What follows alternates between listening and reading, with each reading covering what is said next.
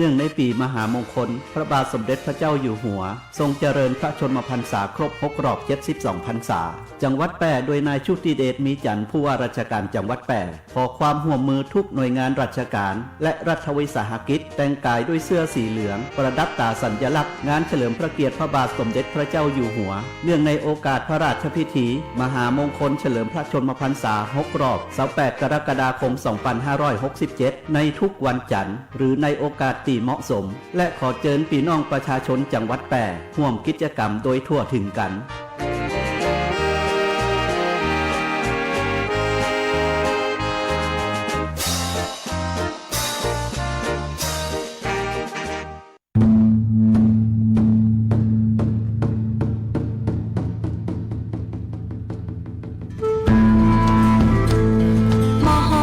ซักถิ่นหักพระล้อจ่อแฮสีเมืองหรือเลื่องแพะเมืองผีขนแป่นี่ใจงามเจ้าจังหวัดแปร่ขอต้อนรับนักท่องเที่ยวทุกท่านตีมาเยือนหมู่เฮาด้วยความยินดียิ่งเจ้า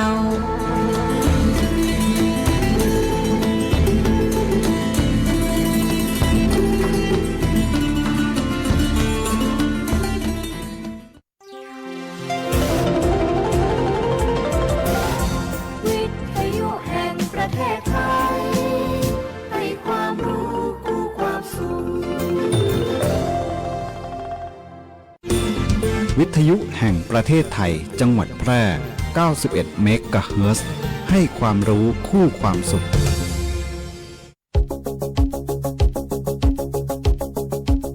ข่าวสารฉับไวใกล้ตัวบริการทันใจร่วมแรงร่วมใจงานบ้านงานบุญประกวดราคาโปร่งใสและติดตามสภาพอากาศประจำวันโดยทีมข่าวสวทแพร่ FM 91 เมกะเฮิรตซ์สถานีข่าว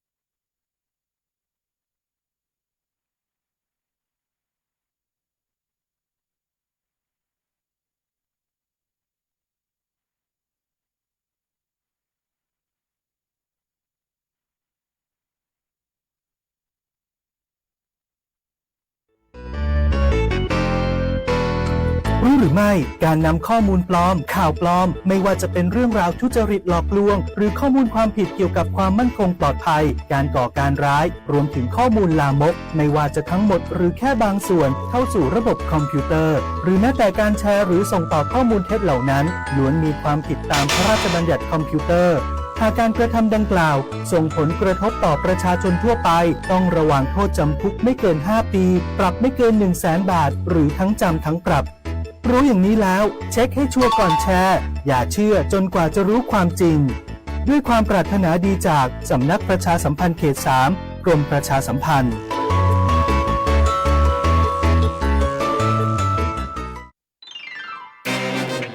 กฎหมายง่ายจังแค่ฟังก็เข้าใจโดยสำนักงานกิจการยุติธรรม ตอนหมาหยอกไก่ต้องรู้ไว้ผิดกฎหมายโอ้ยเอาอีกแล้วไอหมาพวกนี้มันกัดไก่ข้าอีกแล้ว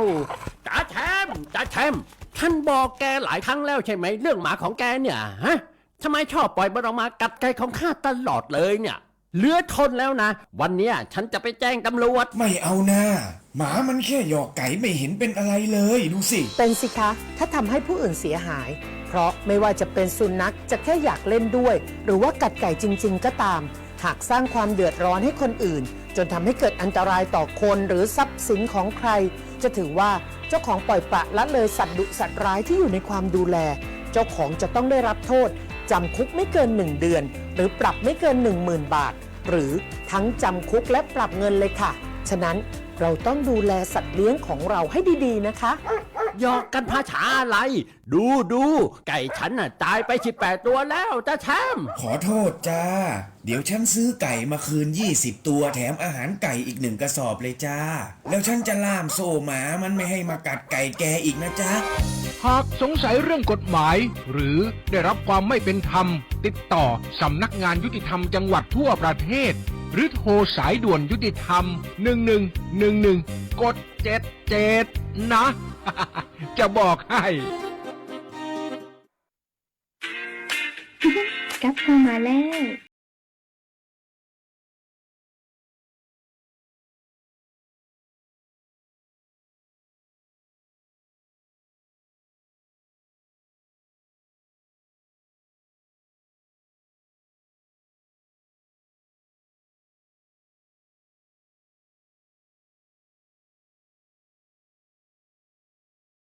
อากาศก่อนสู้ทุกครั้งกินหวานมันเค็มเพื่อพอดีสุขภาพดีห่างไกลโรคเจ้า